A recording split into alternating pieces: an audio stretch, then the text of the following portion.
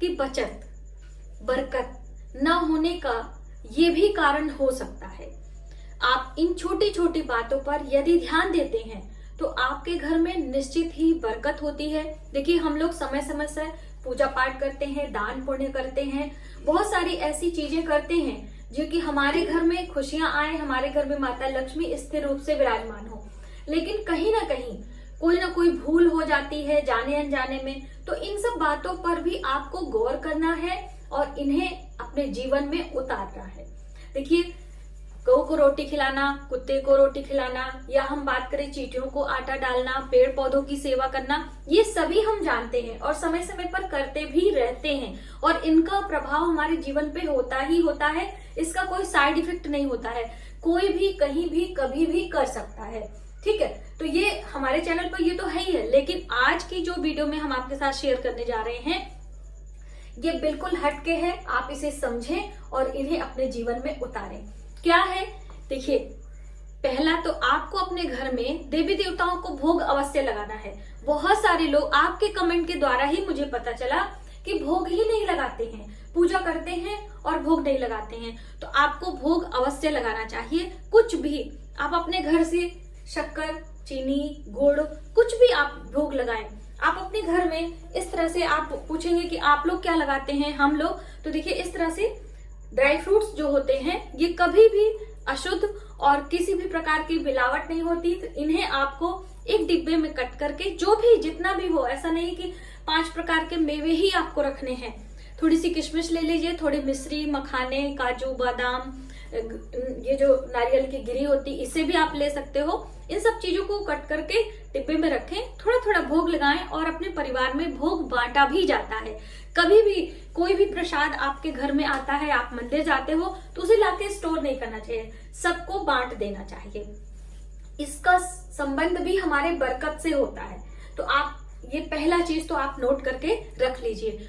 दूसरी अहम बात, जब हमारे घर कहीं से कोई चीज उपहार में मिलता है, उपहार इन द सेंस कि आपके घर में आस पड़ोस से या फिर किसी दूर के रिश्तेदारी से कुछ भी सामान आता है, मीठा, फल, सब्जी, मिठाई, कुछ भी, तो डायरेक्टली उसे आपको खाना नहीं चाहिए। देखिए, पहले के जमाने के लोगों की हम बात करें, अपनी दादी नानी की, वो उन लोगों को ये पता होता था, जैसे ही कोई चीज आती थी वो लोग थोड़ा सा निकालते थे, बाहर फेंक देते थे, क्योंकि वो सामान आते समय रास्ते में बहुत सारी ऐसी चीजें होती हो जो उनसे आकर्षित हुई होंगी, उसके मिठास से, उसकी सुंदरता से, उससे कुछ भी।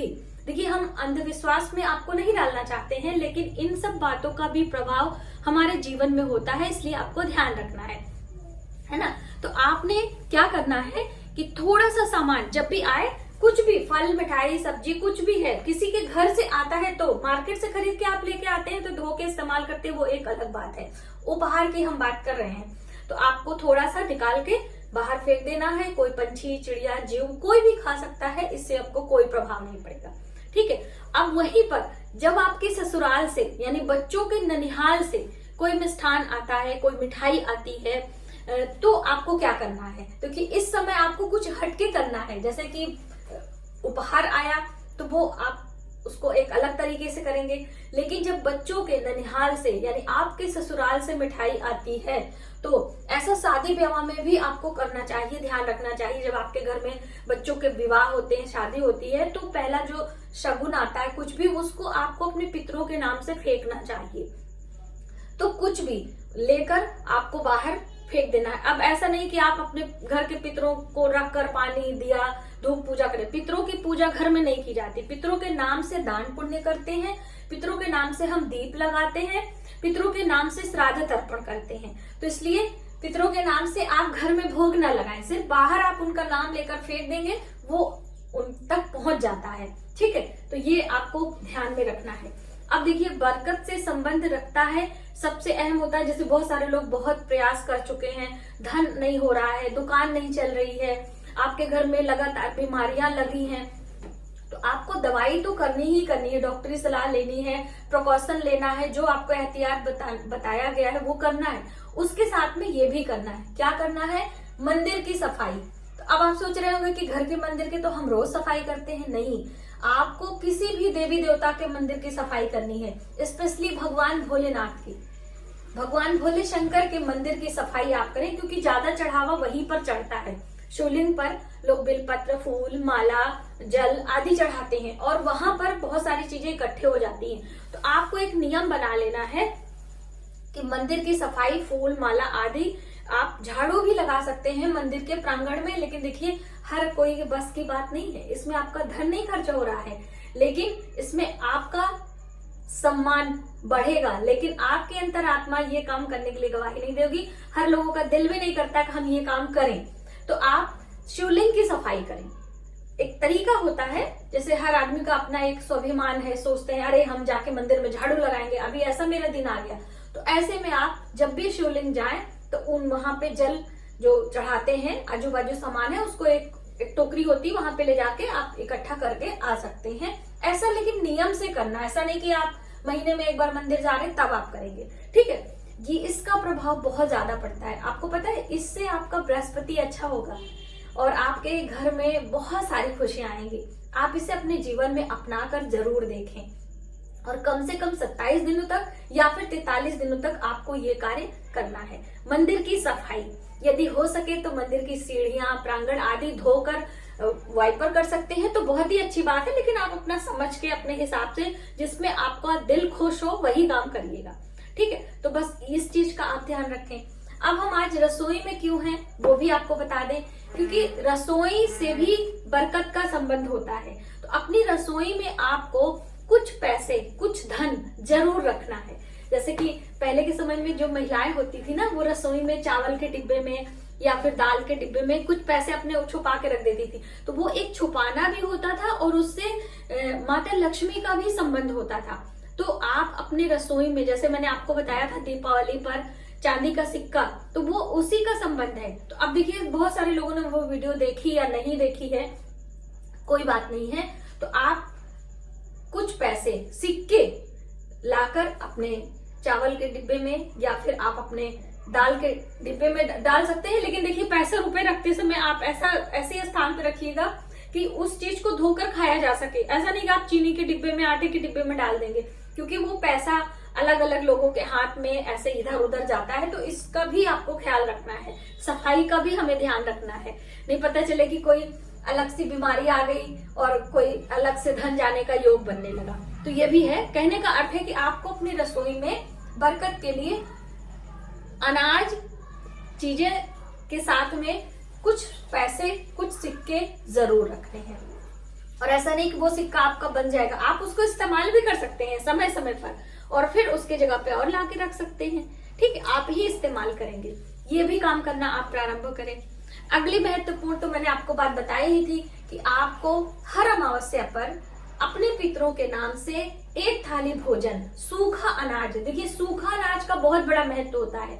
हम पकाकर भोजन देते हैं, लेकिन पकाते समय कितनी शुद्धता है, कितनी चीजें हैं, कब आपने दिया, क्या, कैसे, बहुत सारी बातों का ध्यान रखना पड़ता है। इसलिए जैसे ब्राह्मण भोजन होता है तो सुबह स्नान करके फटाफट से रसोई साफ करके हम लोग भोजन पकाते हैं, बिना प्याज लहसुन का पकाना है, बच्चों को नहीं देना, ये सब बातों का ध्यान रखेंगे तब हम जाके कहीं एक थाली भोजन किसी को खिला पाते हैं। अब इतना लोगों के पास ना तो समय है और ना ही इतना ज्यादा लोग करते भी हैं, तो ऐसे में सबसे अच्छा होता है सूखा अनाज।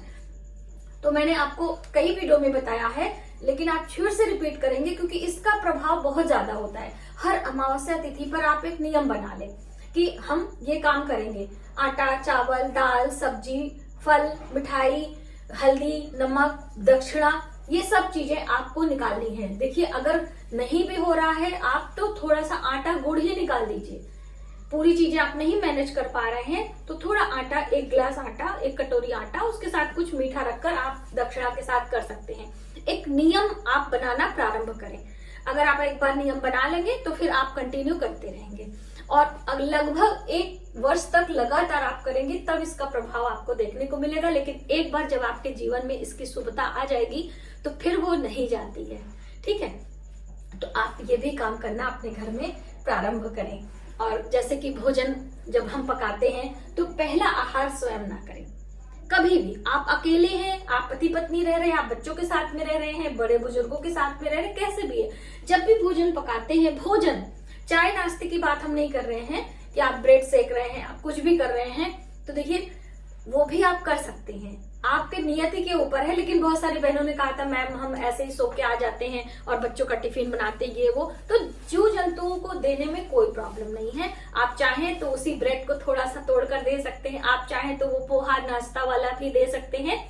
नहीं कर पा रहे हैं तो जब आपका भोजन बन जाए तब आप पहले थोड़ा सा निकाल कर फिर उसके बाद खाना प्रारंभ करें। स्वयं बनाकर स्वयं कभी नहीं खाना चाहिए, ये हमारे सभ्यता के अंतर्गत भी आता है। तो इस तरह से बहुत सारी बातें होती हैं दोस्तों, जो कि हमें अपने रसोई में, अपने जीवन में ध्यान रखना पड़ता है, तब जाके कहीं माता लक्ष्मी प्रसन्न होती है। और साफ सफाई, पूजा पाठ ये तो करना ही करना है, इसमें हमें कोई कमी करनी ही नहीं है। ये जीवन मनुष्य का मिला है तो हमें विवेक मिला, हमें ज्ञान मिला है कि क्या अच्छा है क्या बुरा है, तो हमें ये भी ध्यान में रखना पड़ता है। मुझे उम्मीद है कि आपको ये वीडियो काफी हेल्पफुल लगी होगी और बहुत दिनों बाद मैंने इस तरह की वीडियो आपके लिए लेकर आए हैं, तो आप देखें और अपने जीवन में इन छोटी छोटी बातों को अवश्य उतारें। मिलते हैं एक नई जानकारी के साथ में नए वीडियो में, तब तक आप अपना ख्याल रखें। जय माता दी।